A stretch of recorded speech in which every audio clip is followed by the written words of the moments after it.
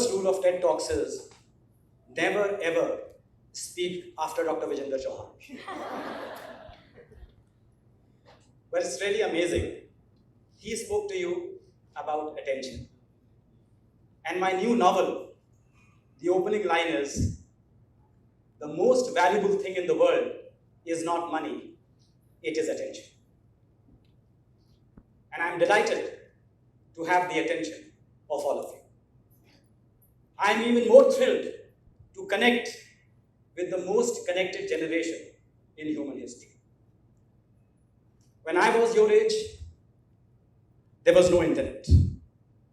We did not have Google, we did not have Facebook, we did not have Netflix. But all of you have grown up with Facebook, WhatsApp, Google, Instagram, and countless other platforms that connect people across the globe in an instant. Technology has made our world smaller, bringing people together in ways that we couldn't have imagined even a couple of decades ago.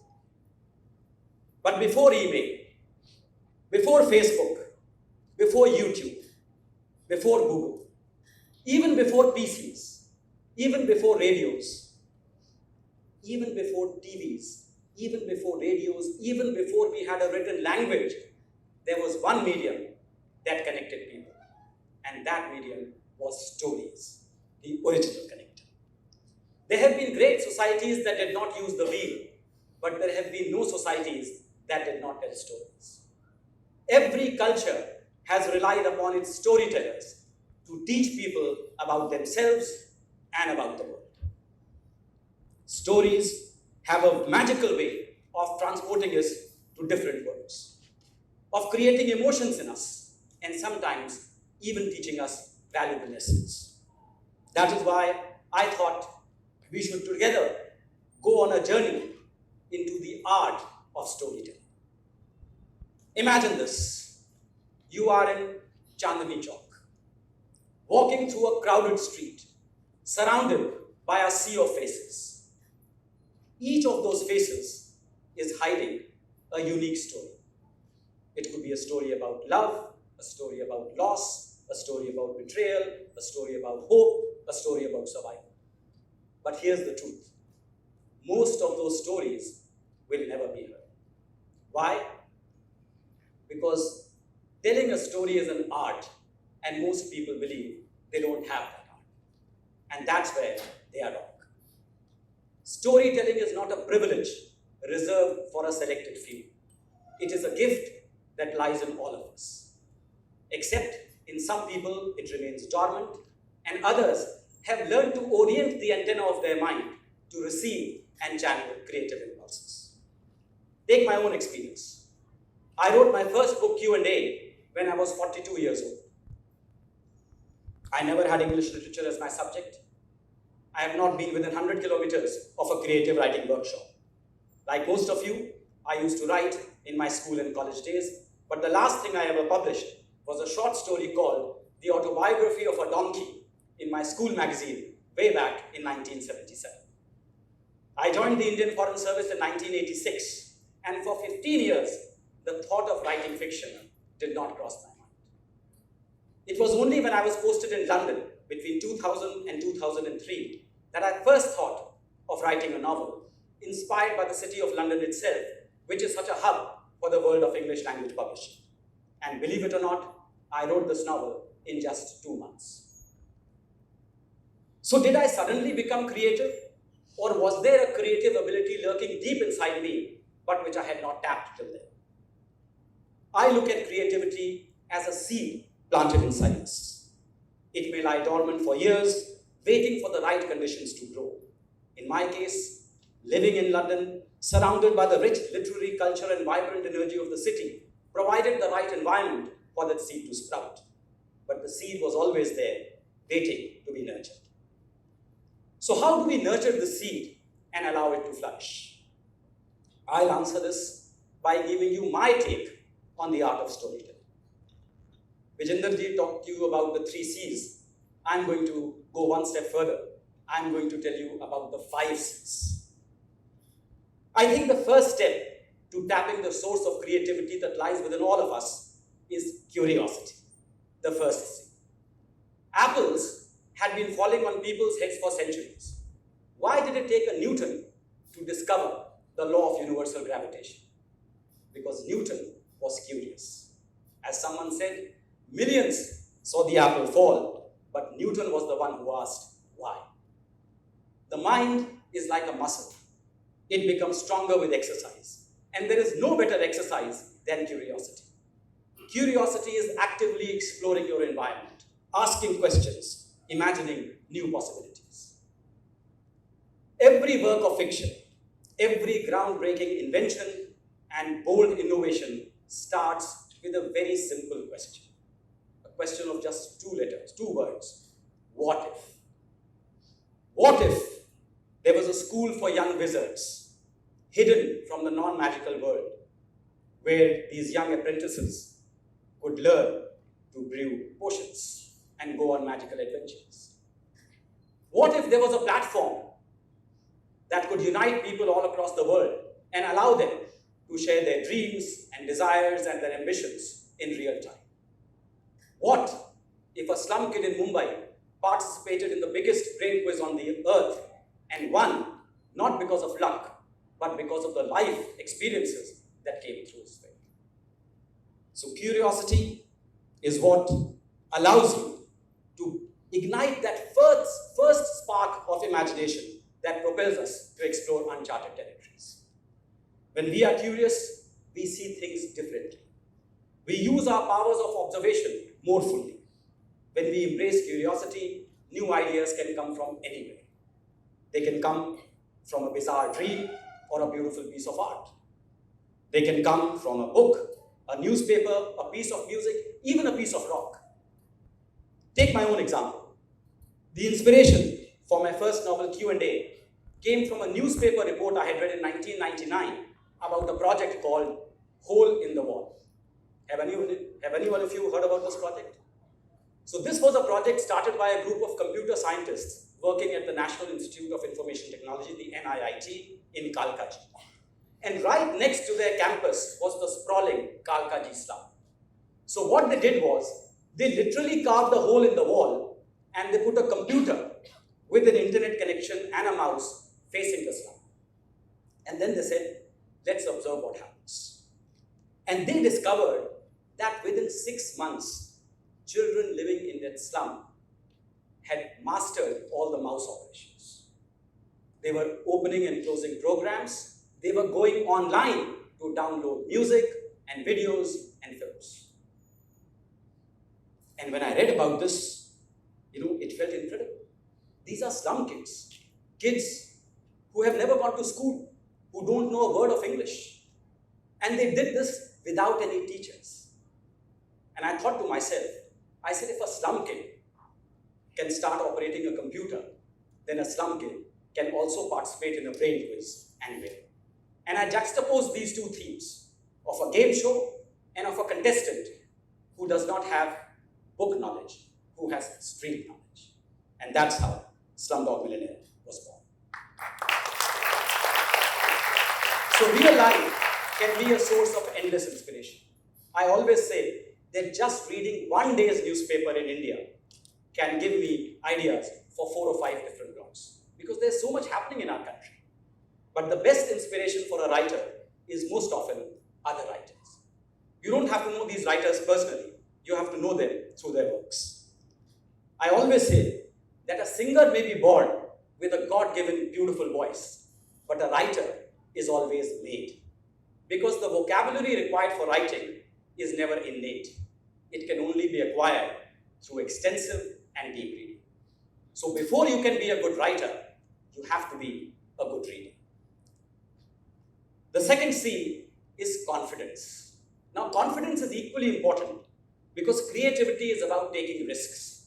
You don't know if the idea that you have in your head is an idea that will appeal to other people as well.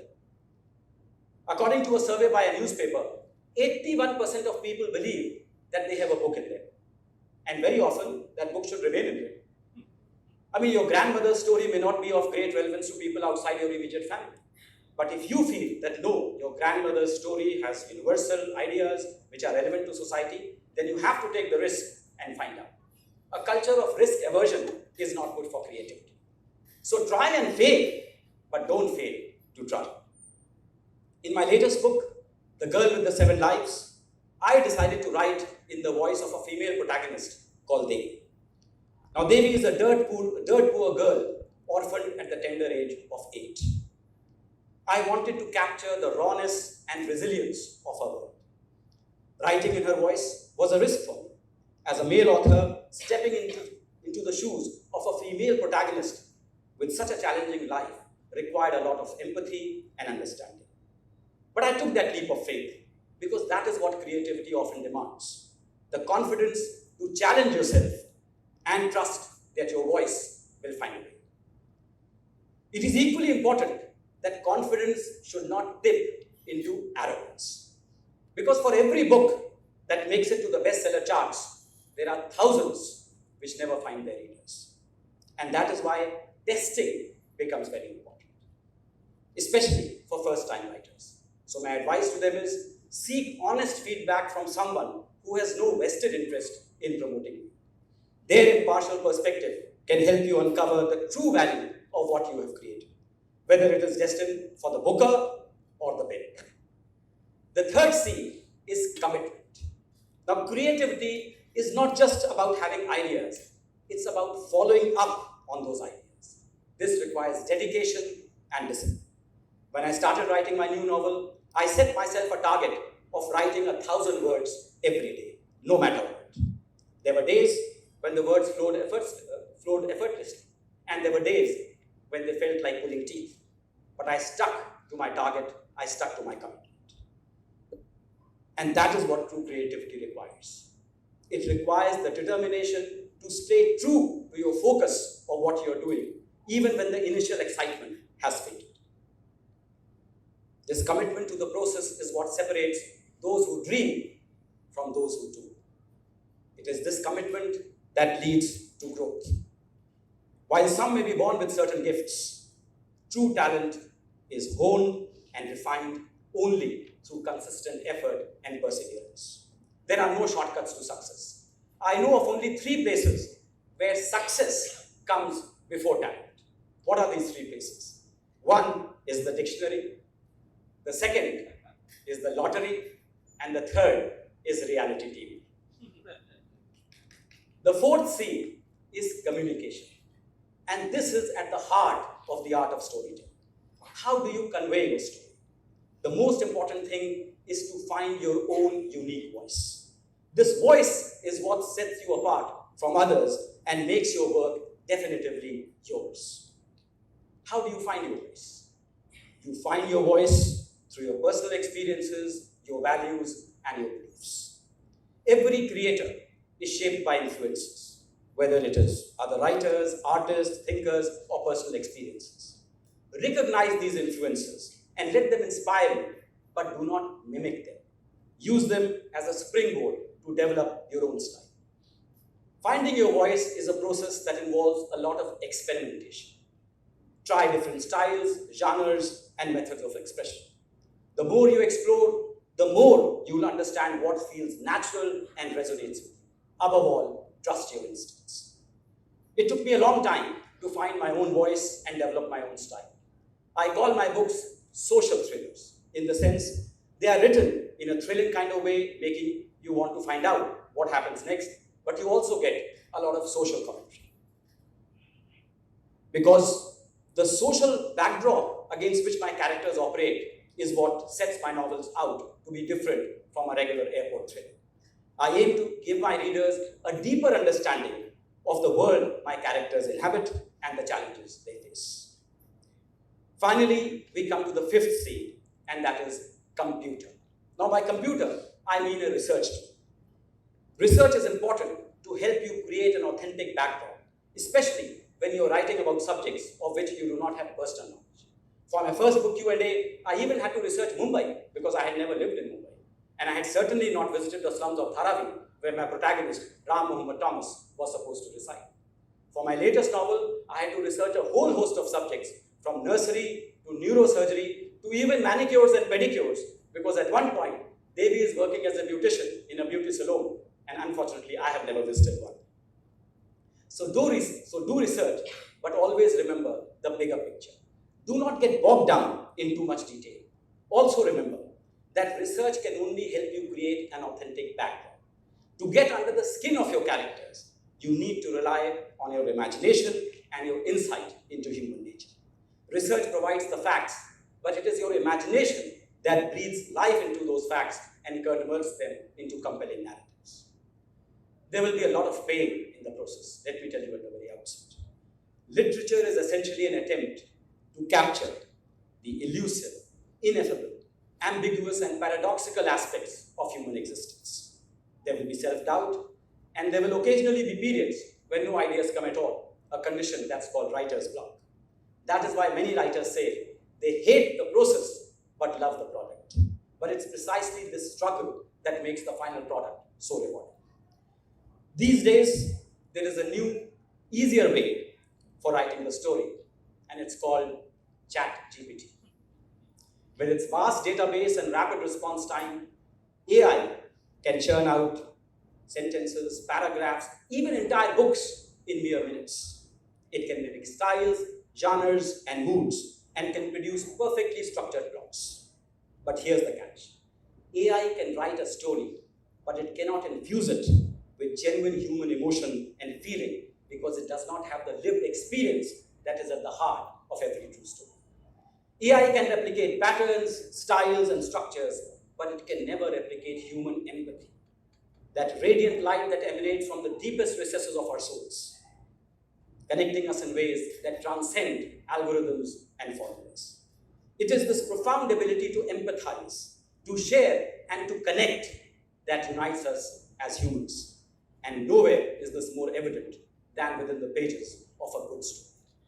And this is the best time to be telling a story because we are living in the most exciting era of innovation and inspiration in human history. In our interconnected world, media flows freely. We have access to new platforms and tools. The middlemen have been eliminated, allowing us all to transition from being passive consumers to active creators. The digital age may have ushered in new ways of telling the story, new ways of reading the story, and finally, new kinds of stories themselves. But it has not dimmed and will never dim mankind's perennial fascination with a good story. So go ahead and tell yours.